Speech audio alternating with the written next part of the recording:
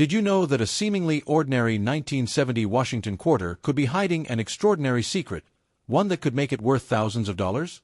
This humble coin, often overlooked in pocket change or tossed into jars without a second glance, holds more value than you'd ever expect. But what makes this coin so special? Why are collectors willing to pay big money for something that once bought a piece of candy or time on a parking meter?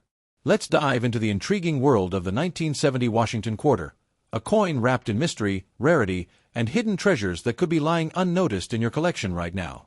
The story of the 1970 quarter begins with the Washington Quarter Series itself, which was first minted in 1932.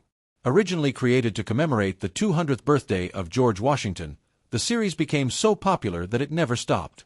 The design, featuring a left-facing profile of President George Washington on the obverse, was crafted by sculptor John Flanagan and quickly became one of America's most familiar coin images.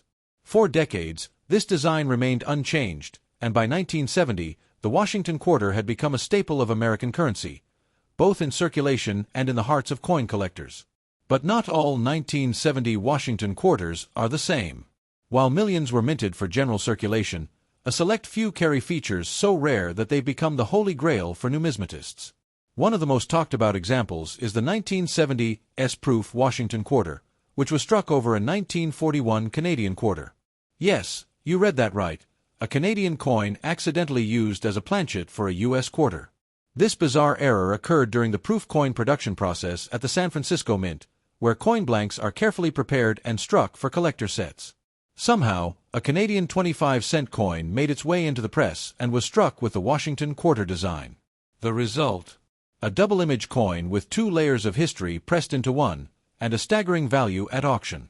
That 1970 S-era coin gained fame when it was listed on eBay for over $35,000. The uniqueness of the strike, with the faint traces of the original Canadian coin still visible beneath the Washington quarter design, captured the imagination of collectors around the world. It became a perfect example of how an error can transform a common coin into a rare collectible. But even beyond this extraordinary error, the 1970 Washington quarter has much to offer. In 1970, quarters were still composed of a copper-nickel-clad material, a change introduced in 1965 when silver was removed from circulating quarters. Therefore, unlike pre-1965 quarters, the 1970 coin contains no silver. Despite that, its collectability isn't diminished. In fact, certain 1970 quarters, especially those in pristine condition or those struck as proofs, command impressive prices on the numismatic market. Let's talk mint marks. In 1970, quarters were produced at 3 different mints: Philadelphia, no mint mark; Denver, D; and San Francisco, S. The San Francisco Mint produced proof coins exclusively, while the others struck coins intended for general circulation.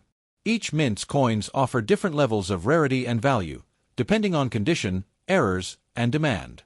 Proof coins from the San Francisco Mint are especially valuable when they exhibit unusual errors or varieties. These coins are made using specially polished dies and planchets, resulting in a mirror-like finish. They were not intended for circulation and were sold directly to collectors in sets. This makes them naturally more desirable, and when combined with unusual features like die varieties or foreign planchet errors, they become even more sought after. Another fascinating aspect of the 1970 quarter is the presence of die varieties. Die varieties occur when subtle differences appear in the dies used to strike coins. These can include double dies, repunched mint marks, RPMs, or design inconsistencies. For the 1970 D quarter, there are several known double die obverse and reverses that create slight doubling effects on the inscriptions or the details of Washington's portrait. These varieties are often difficult to spot without magnification but can add significant value.